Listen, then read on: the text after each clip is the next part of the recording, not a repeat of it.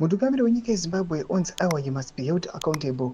Noda kuti mashoko anobuda achitaura aiwa in public nezvaanozoexecuta on the ground zvinenge zvakasiyana. Tiona vanhu vachidrowa back last year pakanga ari kuchina achibvunzwa nemajournalist achitaura mashoko achiti aiwa I'm abided by the constitution and ndoda ngosevha 2 terms semaprovisions ari muconstitution ndobva ndanozorora zvangu. Sanambira mashoko atinokuti aiwa uye achibvunziwa nevanhu vazhinji, vanhu vachipinda back vachimupointa aiwa that interview vachiti apa maizamba kuti kudii uri wasubscribe like out on the bell like timda pahendo yafadzemera kudanyira achiti good morning Nick Mangwana.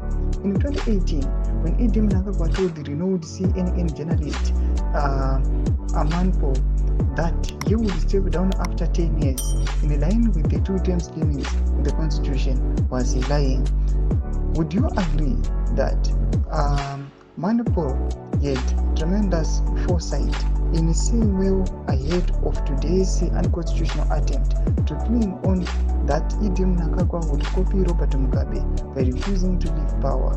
It's a mess with the new leaders. Tonapana gift osaluzivo anobudanyira chiti Mr. Mnangagwa said in unequivocal terms that he will abide by the 2-term limit, but psychopaths within the regime want him to stay so they can continue looting the country. Of course, I don't believe anything that comes out of his mouth, but he must be held accountable. What a shame.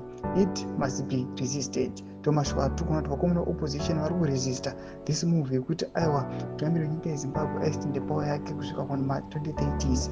Tudze mafungiro enyu mutudii pamusoro pechiitiko ichi. Pinda comment section yedu mudze mafungiro enyu, subscribe or like, turn on the bell.